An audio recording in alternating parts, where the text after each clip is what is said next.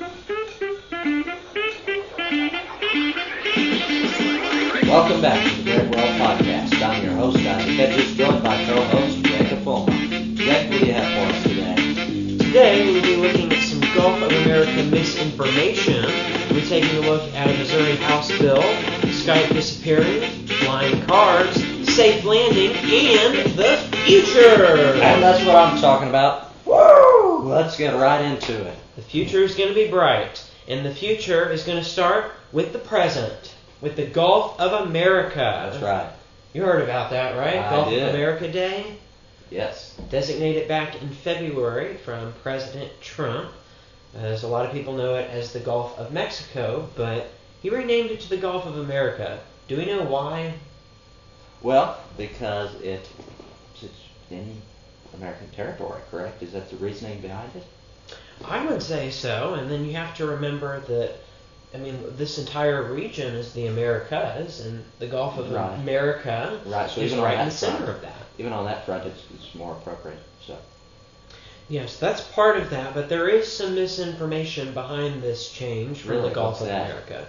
Well, a couple of things. The first thing is that although there was a day that was dedicated to Gulf of America, this has not become a federal holiday. So we just want to clarify anybody who thought there was a new federal holiday for the designation of the Gulf of America. Mm-hmm. And something else about it is that President Trump signed it while over the Gulf of America, which is kind of cool, on his way to New Orleans for the Super Bowl. Right. That's where he did that. So that was a very big game, of course, in New Orleans that took place, as we talked about that previously in the Legislative Day episode. Yeah, that was a rough day.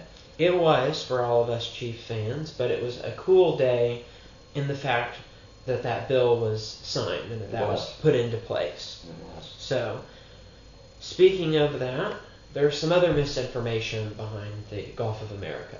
Oh, really? What's that? Other nations recognize it as the Gulf of Mexico. Right. And the Gulf of Mexico, of course, that's what it's been known as historically. So that's not to say that it can't catch on. In fact, it's likely that it will. As far as certainly the Western world goes, America tends to take the lead, so it's quite possible that other countries will begin to recognize it as the Gulf of America. But at this point, the change is still very recent. And if I'm correct, most still know it as the Gulf of Mexico.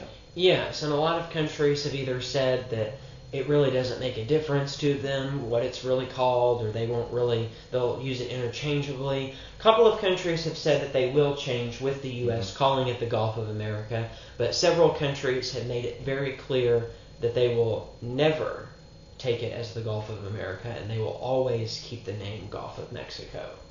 Interesting. So, I have not heard Mexico's stance on the issue. I haven't either. That would be interesting to find out. Well. Yes, it would be, and I don't think they've really made quite a public statement about it. But there are several countries that are not only not going to recognize the name change, but are also not very pleased with the decision, we'll say. I see.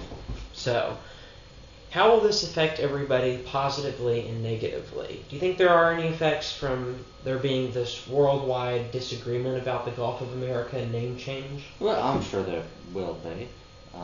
I don't think it's a major consequential issue. I don't think it's going to cause any wars, for example. That would be very surprising if I don't think it will if either. it caused that. And as was said previously, of course, speaking geographically, it's fairly more accurate to call it the Gulf of America, not actually part of Mexico. There is also the historical argument, as historically been tied to Mexico, and that's what we've known it as for a very long time, and so perhaps we should leave it that way. There's always that argument, and as far as I know, that's the main objection. Are there any others that you've heard of? I think there's some that see it as President Trump trying to make the U.S. kind of make their mark, like almost as like a territorial expanse. Sure, and there could be a tinge of that, of course. It's American exceptionalism, but as you said previously, that isn't necessarily the United States of America. That would just be referring to the continent. Yeah, and North America. Of course, speaking geographically, being part of North America, that would be a fairly accurate thing to call it. So, on either front, and I think that somewhat discredits those who dismiss it as, oh, that's pure American exceptionalism, not consequence to anyone else. Well, really, it's more accurate on both of those fronts. It is, as just like we have several other smaller bodies of water, like there's a couple of seas and oceans that are related towards wherever they're at. And Right. I think that kind of relates to that as well. Right. And of course, you mentioned that not all countries at this point recognize it as the Gulf of America. That's not to say that they're wrong. And well, a relatively major change. I mean, we haven't seen something like this. I mean, not to my memory in recent times. And of course, now we have GPS, and so you can look at now and say Google Maps, and you can see that the change has taken effect. Yes, on Google Maps you can see So it. it'd be interesting to see if that plays more of a role if more countries reference to GPS. They've referenced something like Google Maps, and on that basis they go ahead and do recognize it as the Gulf of America. So.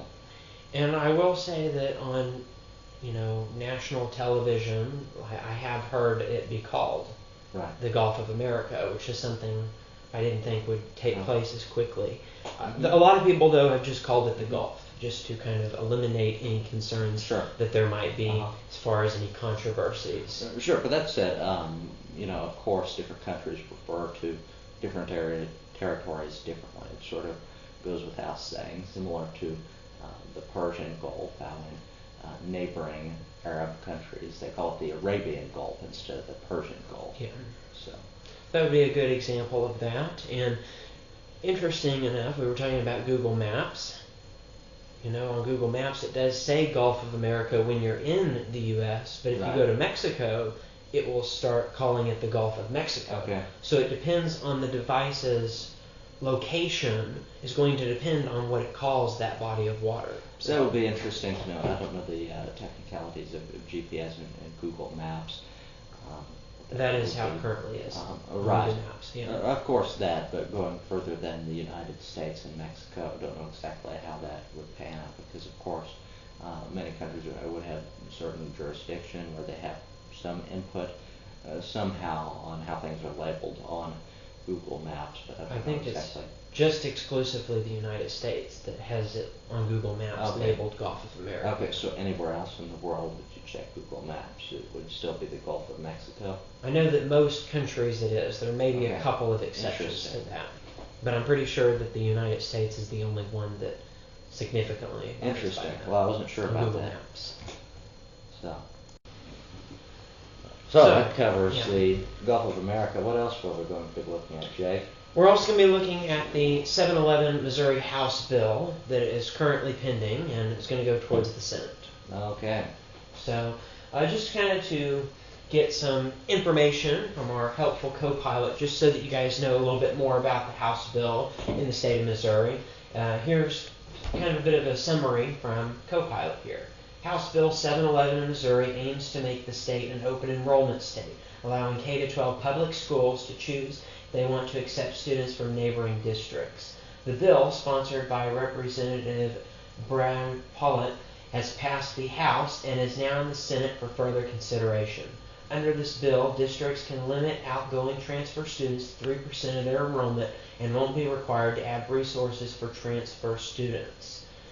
It also includes a fund for special needs education and prevents new enrollees from participating in varsity sports in the first year. There's quite a bit of debate right now on this bill. Interesting.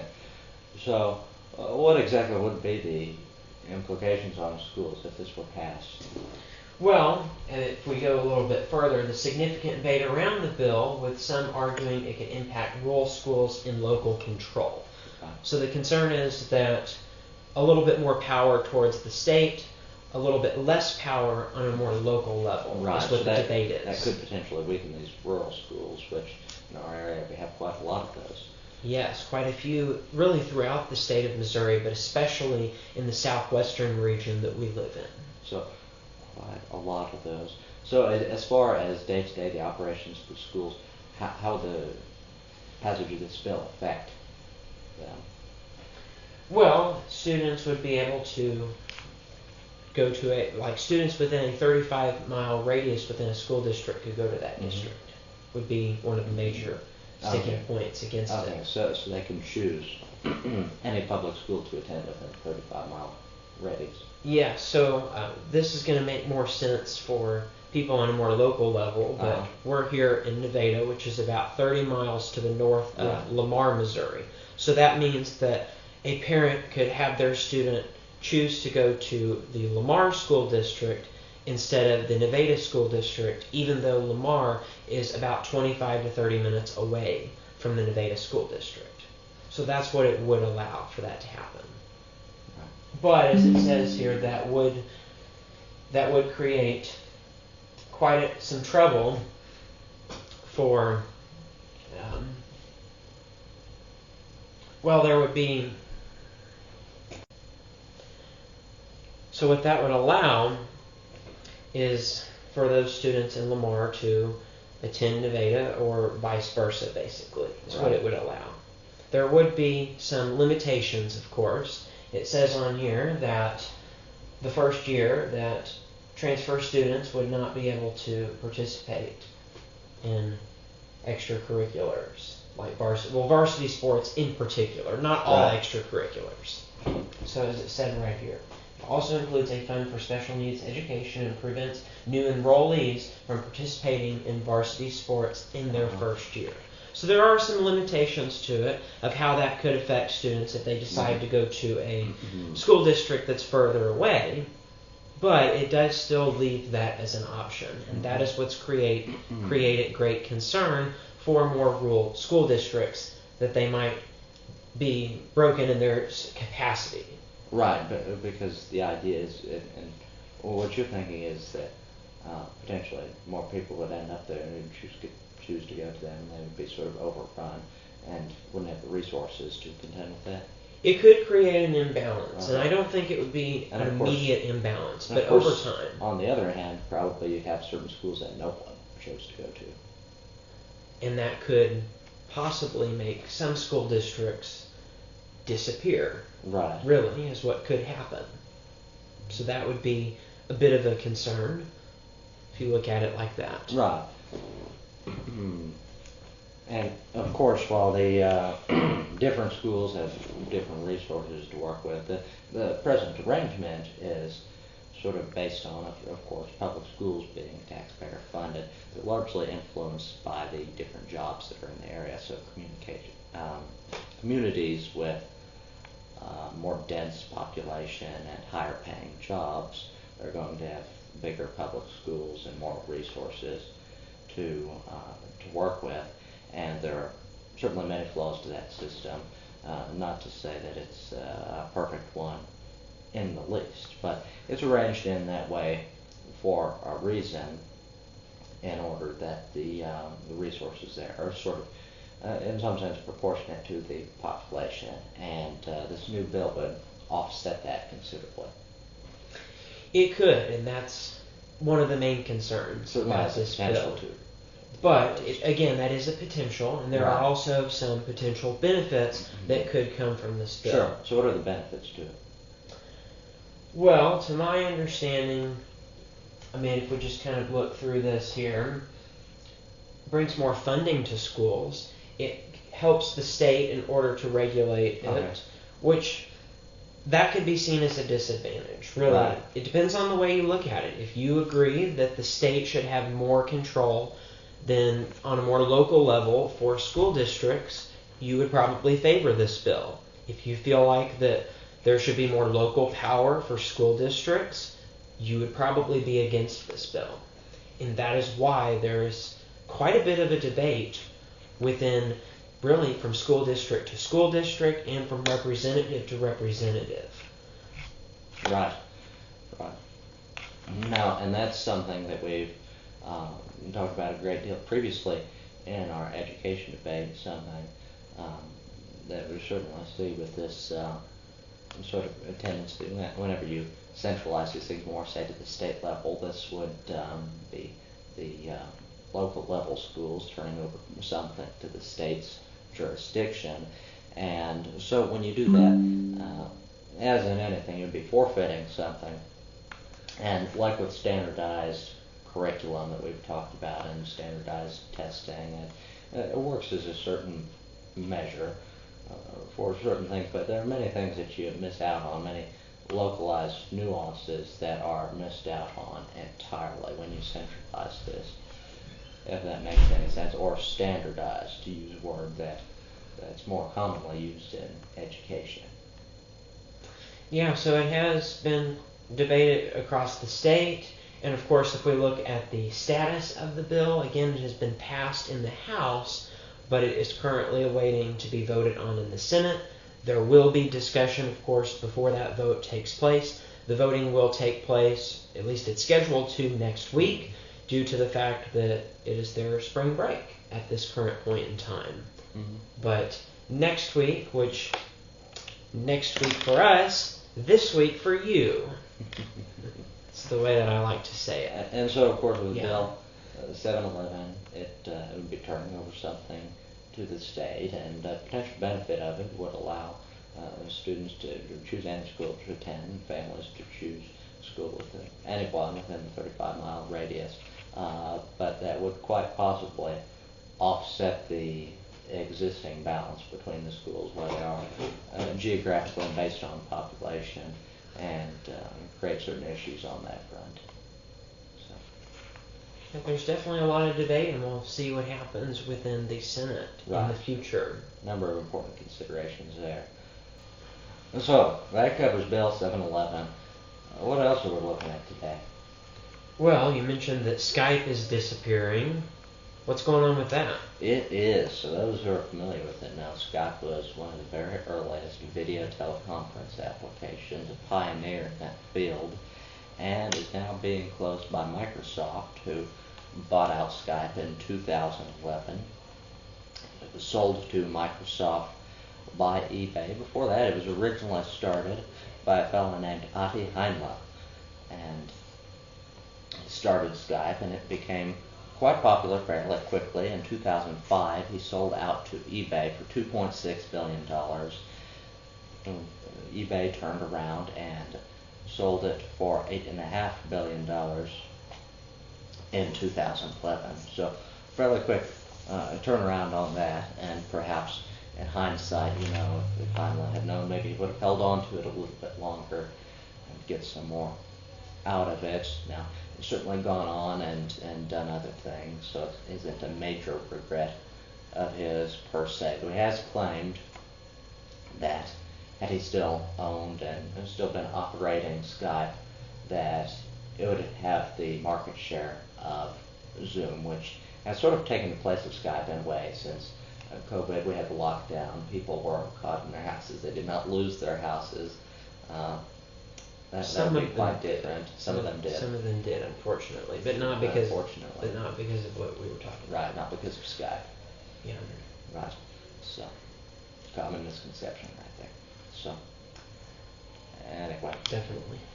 And during that time, many people were stuck inside, couldn't otherwise meet up with, say, family members and close relatives, and so they went to video teleconference applications. Now, an existing platform like Skype, it seems that had they really taken advantage of this, they could have seized that opportunity and had something of an advantage being already established in a way that Zoom was not.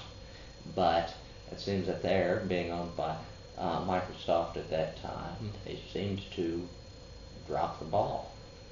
Zoom appeared largely, it already existed, but that is when it really became known, was during COVID. And it people sort of needed it more. Took over Skype's market share. So Skype sort of dropped the ball, and Zoom really took advantage of that. And so then we've seen it become more popular since then. And it's quite possible, of course, looking at his record during the short time that he actually owned and operated Skype after he started it. Ati Heinla, as he says, it is quite possible that it would have a much larger share had he still been operating it. But it was interesting to see how that shook out. And in any case, it had a major influence and was known as sort of the first video teleconference application for video calls, instant messaging, and things of that nature. I know that on this podcast we've used that fairly recently. And of course, Skype has said that it will be closed entirely this May. So, fairly short notice. We found out, I believe, towards the end of, early March, end of February. February is when that information came out. So that will be interesting. But it's been a great service to us for different things like that on the podcast through the years. Yeah, as we had the Snow Day series, or Snow Day Conspiracy Theories, part of that was done outside during those snow days. And right. The only reason we were able to do that was because of Skype and its ability to video our video call and put that on the podcast. Right, and Skype users may ask, well, this is being discontinued, what do we do now? So Microsoft, who owns and is discontinuing Skype now, intends to transition users over to the new application, Microsoft Teams. It isn't brand new. It's existed alongside Skype for some time, several years at least, that it has. And it has many of the same features, though admittedly isn't quite the same, and some of those aren't exactly present. Do you have any thoughts on this, Jake? I think it's definitely going to affect people.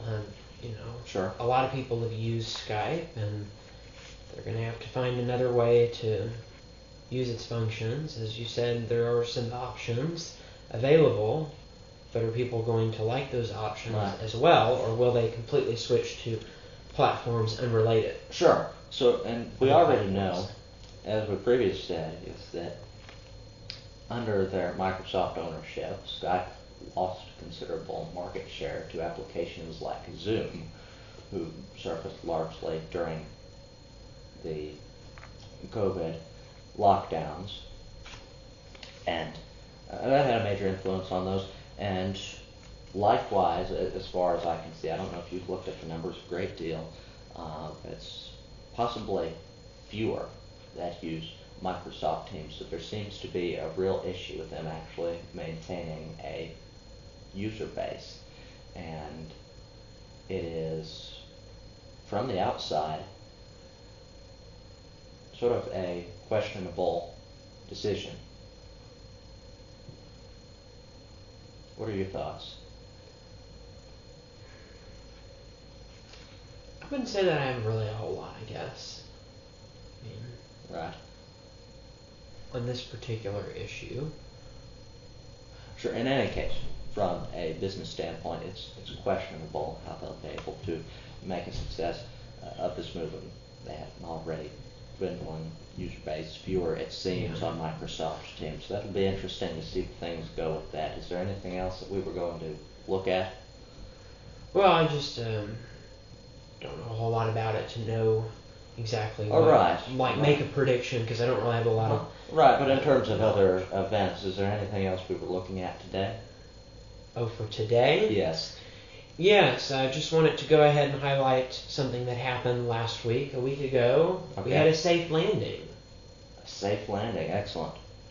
So the astronauts returned back from being stuck in space. That was really good news. Right, and they were stranded in space for how long? About 9 months, it sounded like, and it was originally just supposed to be a few days, but it ended up being 9 months. And what exactly caused this? Was this some malfunction in the equipment that wouldn't allow them to return home? Yeah, it was the docking equipment. The docking equipment malfunction. Yeah. Okay. And so you say it took, several months for them to regain connection and be returned home, correct? It did, although there is quite a bit of debate on if it could have been done sooner, and so that's where we're at right now. Do you think it could have been done sooner? I think quite possibly, yes. It's, I'll admit, I'm certainly not an expert on the topic. Don't know a great deal about it, but it seems that there was some time where we just didn't hear at all about these folks. Several months they were stranded in space, and you didn't hear anything about it. Yeah, every once in a while, maybe once a week or once a month, so you would hear something about that they're still up there and that maybe by the spring something will happen. Right. But luckily, with the help of Elon Musk, who is unfortunately being targeted right now with his vehicles, but with the help of him, he was able to bring the astronauts back down to safety this past week. Right. And presumably, of course, it was his company, SpaceX, sends out space explorations and his own ships that he sends to space. But so this fellows, the ship that they initially went to space on, it wasn't a SpaceX ship, was it? I think it was, right? It was? Wasn't it SpaceX? It was SpaceX. Or was it? Okay. Are you certain of that? I am not certain enough to say for certain. Okay. But I thought So it my was. understanding Yeah. is that the ship was not a SpaceX one, that it was actually a NASA one. In other words, a government one, and they were sort of left stranded. It wasn't necessarily as if Musk and his company had abandoned these guys in space. No, but it was them who helped Right, in order but to get it them was back. SpaceX that helped. But it's my understanding that it was not SpaceX who left them stranded. Yes, that's what I was meaning to say. I meant Right. to say that it was SpaceX that helped in order to get them back. Which is really But, yeah. quite peculiar. You would think that NASA, and of course the government, would have something to do with helping them out after being stranded for so long. I mean, several months. How does that happen? So Yeah. it's quite interesting, and thankfully, Elon Musk sort of, out of charity and saw a need for it, sent his own company to take care of this. Yeah, we are very thankful, or at least a Mhm. lot of people are thankful for what Elon Musk was able to do with SpaceX, and hopefully people start to see that. Or Right. I mean, I know that there's a lot of people who don't necessarily support Elon Musk anymore now that he is aligned with President Trump, but Right. hopefully people will be able to put any political disagreement they have and acknowledge that. Sure. And I think it's reasonable to say that we can all recognize that these guys were stranded in space and they may not have gotten back here, certainly not so soon if it weren't for Elon Musk and his company. Yeah, and we're certainly not trying to show any sort of support for what Elon Musk believes in, but there is a way to support his actions and not support what Right, he believes just on a very in base his level. political alignment. On a very base level, that seems to be a beneficial thing.